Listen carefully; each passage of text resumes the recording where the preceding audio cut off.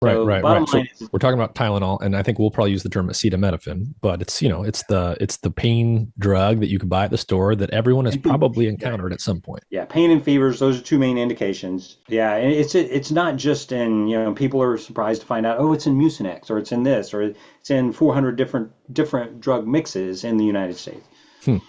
And how does the drug work at a basic level? Oh, right. Yes, of course. How does the drug work? Well, the drug doesn't do anything by itself.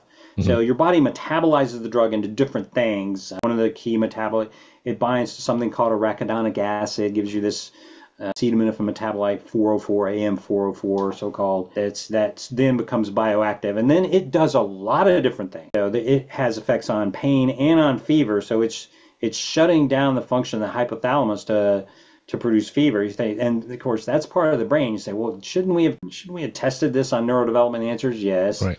If it's We have it. affecting fever by affecting the brain, then it could very well be doing other things to the brain. Right, and it also interacts. So it shuts down the production of some of the really important lipids in the brain by inhibiting enzymes called COX-2 or cyclooxygenase 2, Hmm. and Hmm.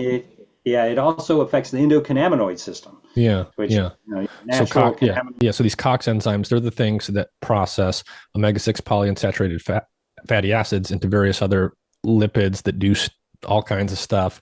And it also affects the endocannabinoid system, which, for those who have followed the podcast for a while, I mean, that's going to affect all sorts of stuff in the brain and the body. And we know that acetaminophen affects social awareness in human adults, but we don't know how that works. It's What, so what do you mean? it's yeah, yeah, yeah. No, there's several studies. So an adult, when they take acetaminophen, they're going to feel temporarily sort of disconnected from their community, and psychologists can measure this, right? Disconnected from the community, they're less sensitive to social outrage. That kind of so Oh, so it's this is just a side effect in adults who take it in acutely. adults. It's a temporary side effect. Yeah.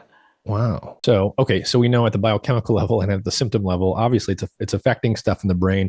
Part of how Yeah, it it's very works to reduce fever is by affecting stuff in the brain, in the hypothalamus that's responsible for fever. It sounds like so acetaminophen isn't doing anything per se. It's metabolized. And if I'm hearing you correctly, is it metabolized into multiple things and there's sort of like multiple metabolites that go and do separate stuff? Oh yeah, there's so many. There's and the key to this drug is key to understanding what goes wrong is that it can get metabolized in a safe way where it just gets made water soluble and peed out or pooed out, which is called phase two metabolism, or it can go down a toxic pathway, which is a phase one metabolism. And what's the difference there? What's the toxic pathway? Well, so the safe pathway is where you just stick something on the acetaminophen and make it more water soluble and it becomes inactive, and then it can be flushed out.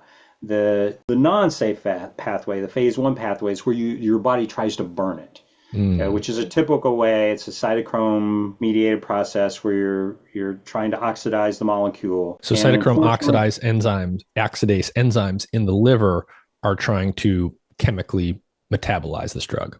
yeah, and in adults it's almost exclusively in the liver, but unfortunately in the neonates it's also in the brain, Hmm. where the liver's not really going very well for a newborn because their bodies aren't set up for that.